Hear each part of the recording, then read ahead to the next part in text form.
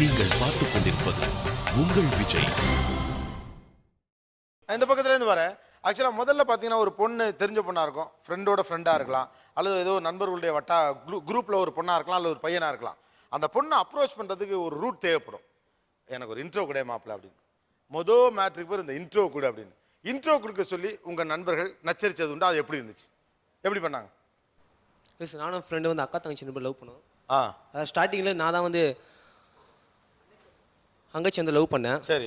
அப்புறம் வந்துட்டு மச்சான் நீ நான் இனிமேல் வந்து சகலையா இல்லைடா, இனிமேல் ஃப்ரெண்டு இல்லை மச்சான் நம்மகிட்ட சகல அப்படி சொன்னான் சார். சரி. அதான் என்ன வந்து பிரெயின் வாஷ் பண்ணான் ஃபர்ஸ்ட்டு.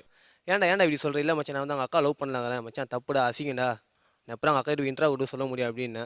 மச்சான் எப்படியா ஹெல்ப் பண்ணுறா அப்படின்னு. சரி நான் வந்துட்டு பைக் எடுவேன், எப்போ பார்த்தாலும் பைக் கேட்டால் தரமாட்டேன்னு சொல்லுவான். இனிமேல் மச்சான் அவனுக்கு எந்த பிரச்சனை நானே பார்த்துக்கிறேன்டா, எதுவும் நானே பார்த்துறேன், எந்த பிரச்சனை என்ன கூப்பிட்றா, பைக் எடுமா நீ எடுத்துக்கடா இந்தடா எத்தனை போடா சாவி அப்படி சொல்லி அப்புறம் இன்ட்ரா கொடுத்தேன் சார். இன்ட்ரோ கொடுத்துட்டீங்க? கொடுத்துட்டேன். எப்படி இன்ட்ரோ கொடுத்தீங்க? பஸ் ஸ்டாப் நானும் ஆளு நிற்கும் போது அப்போ அவங்க அக்கா வருவா. சரி.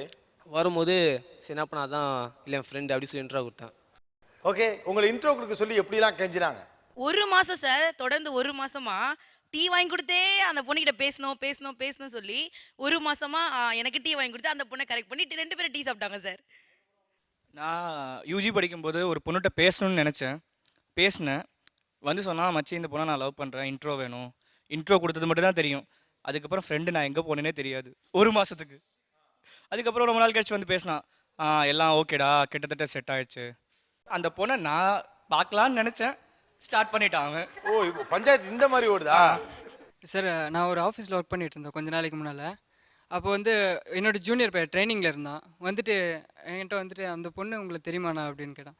தெரியும்டா சொல்லு என்ன மேட்ரு அப்படின்னு சொன்னேன். எனக்கும் தெரியாது, ஹாய் பாய் ஃப்ரெண்டு தான். சொல்லிட்ட உடனே சரி அந்த பொண்ணுக்கிட்ட எனக்கு இன்ட்ரோ கொடுங்கண்ணா ப்ளீஸ்ண்ணா அப்படின்னா. சரி அந்த பொண்ணு கேன்டீன் கிட்ட தான் இருப்பா, வா போகலாம் அப்படின்னு சொல்லி கேன்டீனில் கூட்டிட்டு போயிட்டு ஜாலியாக என்ஜாய் பண்ணிட்டு ஜூஸு அது மாதிரி நல்லா அங்கே ஓ நீங்க ஆட்டையை போட்டு ஸ்பான்சர் பண்ணுவான் நல்லா. இதை வச்சு அதுகிட்ட பேசிட்டேன்டா உன் நம்பர் இன்னும் கொஞ்ச நாள்ல கொடுத்துட்றேன் இப்படியே சொல்லி 4 மாசம் ஓட்டுனேன், நல்லா ஸ்பான்சர் பண்ணான். ஓ 4 மாசம் நீங்க ஒண்ணும் பண்ணல? ஸ்பான்சர் பண்ண. அதுக்கப்புறம் நான் கம்பெனி விட்டு வெளில அப்ஸ்காண்ட் ஆயிட்டேன். ஓ நீங்க இன்ட்ரோவே கொடுக்கல சார் கடைசி வரைக்கும். இப்போ அந்த ஃபேஸ்புக்கில் வந்து ஃபோட்டோஸ் போடுவோம், குரூப் ஃபோட்டோ அப்படின்னு போட்டோன்னா நம்ம வந்து நம்ம ஃப்ரெண்ட்ஸ் எல்லாம் டேக் பண்ணுவோம்.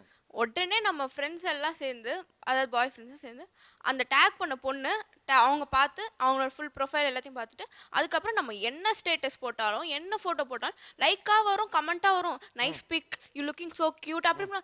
என்ன இவன் புதுசாக நம்மளுக்கு கமெண்ட் லைக்லாம் அடித்து தள்ளுறானே அப்படின்னு பார்த்தா அதுக்கப்புறம் அதுக்கு பின்னாடி என்னன்னா அந்த பொண்ணுக்கு இன்ட்ரோ கூட, அந்த பொண்ணு யார் உங்க கூட, அந்த ஒயிட் டாப் அது யார் அது அப்புறம் கூட பேசும்போது அதுக்கப்புறம் நீ ஃப்யூச்சரில் என்னை பற்றி அப்படி பேசும்போது நீ அப்படி எடுத்து விடு.